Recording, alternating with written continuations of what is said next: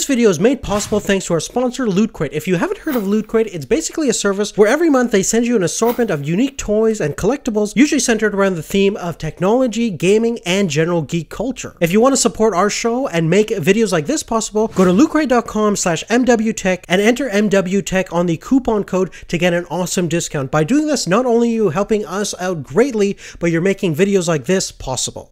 Hey, what's going on everybody? How's it going? This is Waj, and in this video I'll be doing a head-to-head comparison between the all-new Dell XPS 13, this is the 2015 version. We actually have the higher-end touchscreen display that has that really high resolution, versus the latest edition of the 13-inch MacBook Pro with the Retina display. So if you're interested in how these ultra-thin and light and ultra-powerful notebooks compare against each other, let's go ahead and see which one comes out on top.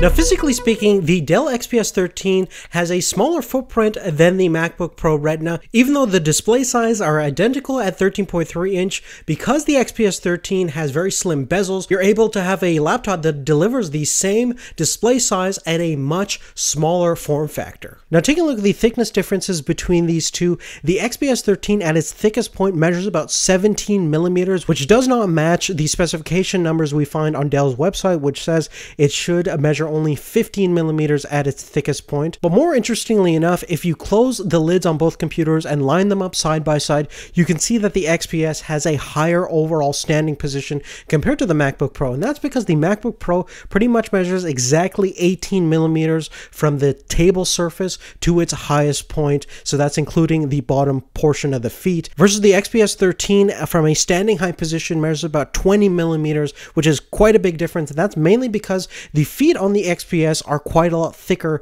than the feet on the MacBook Pro. So overall, what that means that technically the XPS is thinner than the MacBook Pro, but realistically, when you have them side by side flat on a table, the MacBook Pro looks like it is thinner. Now, in terms of weight, if you get the base 1080p version of the XPS 13, it measures about 2.6 pounds, versus the one that we have in this video has the Quad HD resolution, and that is a little bit heavier, measuring about 2.8 pounds. But overall, both models are still quite a bit lighter than the 3.46 pounds that the MacBook Pro weighs in at. Now, that weight difference probably has to do with the fact that we have different build materials on both of these notebooks. The MacBook Pro is made out of really high quality aluminum construction. It's a unibody design, very versatile and durable, and it's probably one of the best laptops when it comes to design and build quality, and you can see how many clones there are out there with the MacBook Pro design. Now, the XPS 13 isn't really a clone at all. It has its own unique design, and the build material is really quite exceptional as well. It has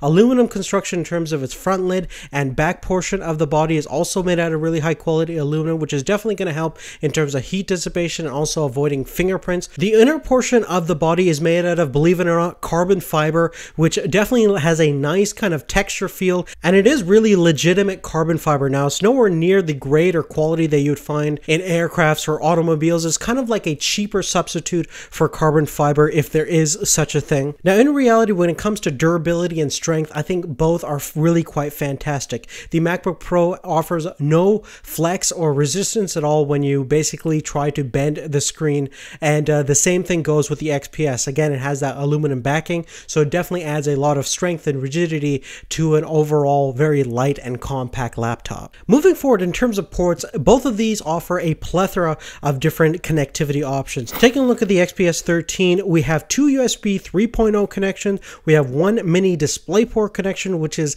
going to support a maximum native resolution of 3840 by 2160, so that means you can hook up a 4K monitor to this laptop, which is awesome. We have a full-size SD card reader and also a headphone and microphone jack. Now, the MacBook Pro 13-inch has a couple of different options as well. We have two USB 3.0 connections, two Thunderbolt 2 connections, which is quite fantastic for hooking up any kind of Thunderbolt devices. We have one HDMI 1.4 connection, so you can do 4K external external monitor at 30 Hz refresh rate, and we have an SD card reader as well as a headphone jack. Now, one kind of cool thing about the XPS 13's power adapter is that the end, a plug cable that connects right into the laptop, actually has an LED light on it, and that's always on as long as the power adapter is plugged in itself, so you can easily find it in the dark. And although it doesn't change the LED light color itself, so when you plug it in, it basically stays that static color, unlike the MacBook Pro, which will change the color from orange to green once the battery is charged. And plus, that magnetic latching mechanism that we have on the MagSafe 2 interface on the MacBook Pro is a feature that I think all devices should employ. Now, one kind of gripe that a lot of people are having with the XPS 13 is the placement of the front-facing webcam. It's located at the bottom left side of the display because there is no room on the top portion of the bezel because it's so thin. And because of this awkward placement, you're going to get pretty unflattering camera angles when you're doing any kind of video conferencing or chat. And plus, the overall color rendition is not as good as the 720p FaceTime camera we have on the MacBook Pro.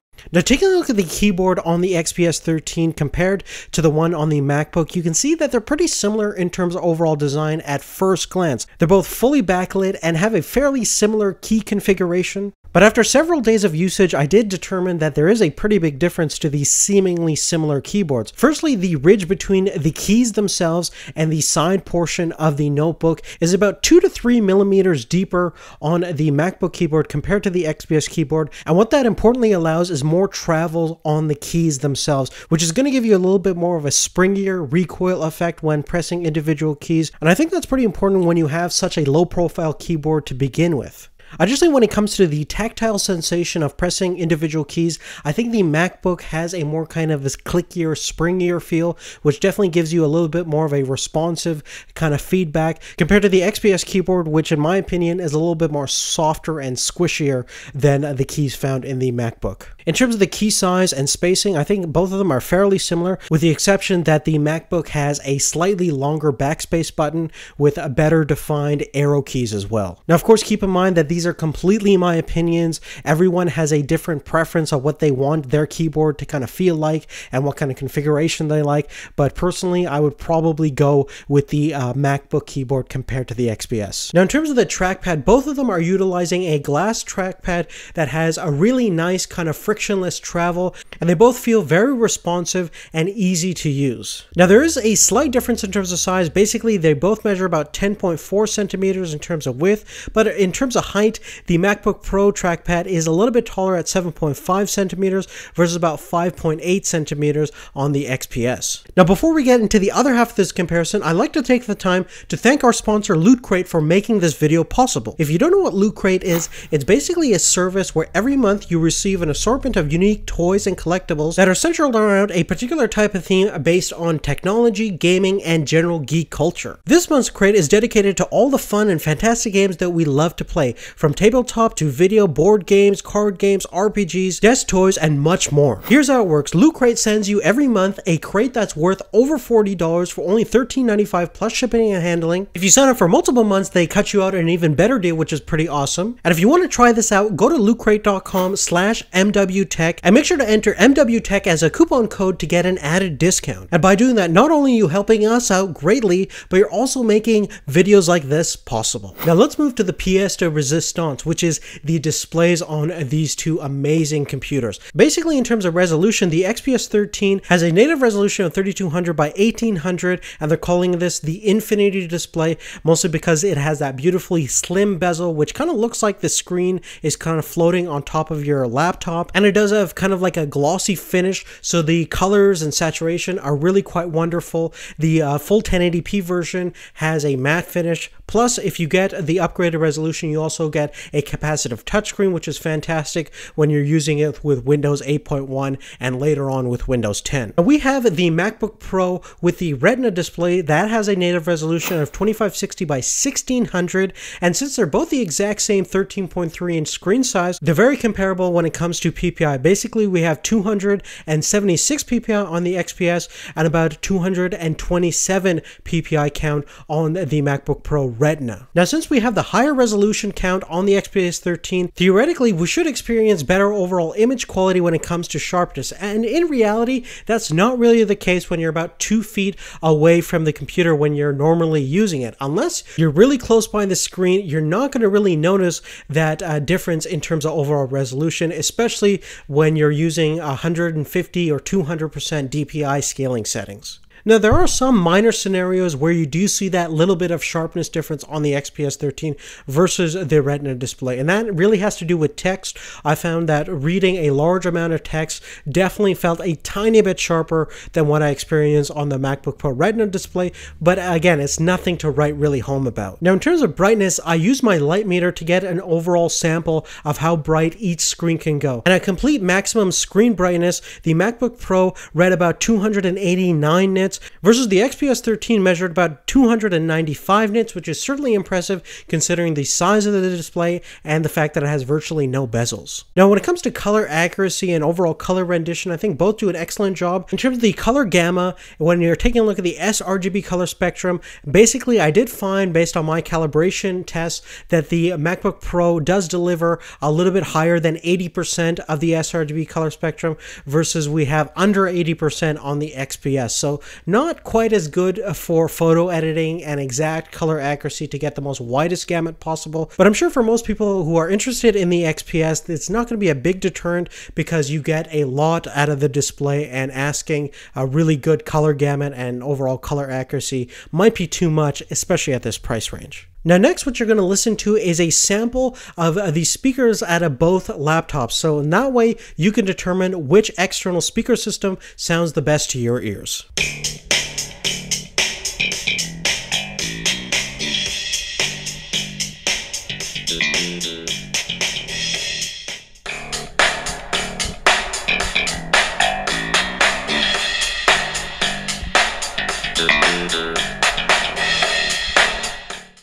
Now let's go under the hoods of these two notebook computers and see what comes inside. Taking a look at the XPS 13, it comes with an Intel Core i5 CPU. This is a dual-core processor based on Broadwell 5th generation Intel technology. The base clock on the chip is around 2.2 GHz and it boosts up to 2.7 GHz. This model comes with 8 GB of DDR3, which is unfortunately the maximum configuration you can get, which is quite unfortunate. We have HD 5500 integrated graphics on this Broadwell chip, and taking a look at the processor on the MacBook Pro, we have a 2.6 GHz Core i5 CPU that boosts up to 3.1 GHz, which is definitely very nice. This model has 8 GB just like the XPS, and you can fortunately upgrade it to a higher overall specification of 16 GB if you so desire. Now, if you take a look at my results for CINEBENCH, which tests out the CPU speed of both of these two laptops, basically we do have a slightly higher score on the MacBook Pro of getting over 261 points versus about 249 points on the XPS 13. Now, GEEKBENCH 3 also mirrors the results we found previously, where the MacBook Pro is a little bit faster than the XPS 13, mostly because it's probably clock faster, resulting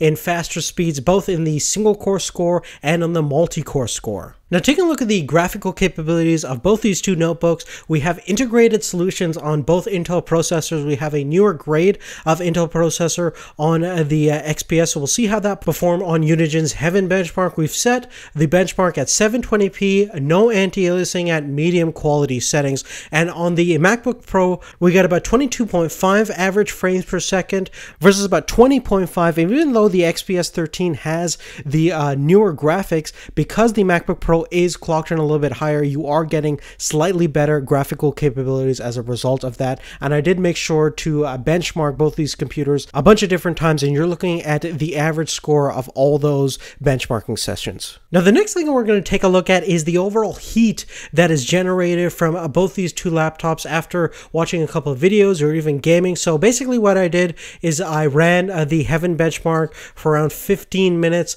and measured the surface temperature at the back of the computer computers using a simple temperature gun. Now, after about the 15-minute mark, the XPS 13 was about 10% hotter than the surface of the MacBook Pro, probably because the heat dissipation is better on the all-aluminum chassis rather than the hybrid carbon fiber and aluminum chassis that's in the XPS 13. Now, in terms of fan noise, the loudest the MacBook Pro got was about 51 decibels versus the XPS 13 was slightly louder at 53 decibels. Now, the storage configuration on both of these computers is kind of interesting. They're both using solid-state memory. XPS 13 comes with a 128GB SSD, and you can upgrade it to a 256 if you want, versus the MacBook Pro has the option of 128 up to 512GB if you so desire. Now, in order to test the SSD speed performance differences between these two computers, we're just going to do a real-world test by copying this 932MB video file from the desktop to our videos folder on both computers respectively. And all we're going to do is just measure the time it takes our file to completely transfer over to our video folder. And the results are the XPS 13 took about 6.2 seconds to completely copy that file over versus the MacBook Pro took only about 4.36 seconds. And if we divide the file size with the time that it took, we get a score of about 213.76 megabytes per second on the MacBook Pro versus about 150.32 megabytes per second on the XPS 13. So definitely a little bit faster speeds in terms of read and write performance on our MacBook. Now, in terms of connectivity, both of them have dual band AC Wi-Fi capabilities with a Bluetooth 4.0, which is very nice to see. And the very last thing that we're going to talk about is overall battery performance. Now, in terms of the battery size itself, we have a 52 watt-hour battery on the XPS 13 versus about 71.8 watt-hour battery on the MacBook Pro. And in terms of overall battery performance, basically, I took several days to do this test because you want to make sure your battery is broken in, especially on a newer laptop. And the way I used both computers was at 40% brightness, about 100 nits, and with normal web browsing behavior, about 4 to 8 tabs on average, listening to music here and there, watching a couple of YouTube videos, maybe about an hour or two in a whole day cycle, and typical just everyday usage for me. Everybody's battery life is going to always fluctuate depending on their behavior, but this was just mine. And basically, based on those kind of tasks, I got about 8 hours, 52 minutes on average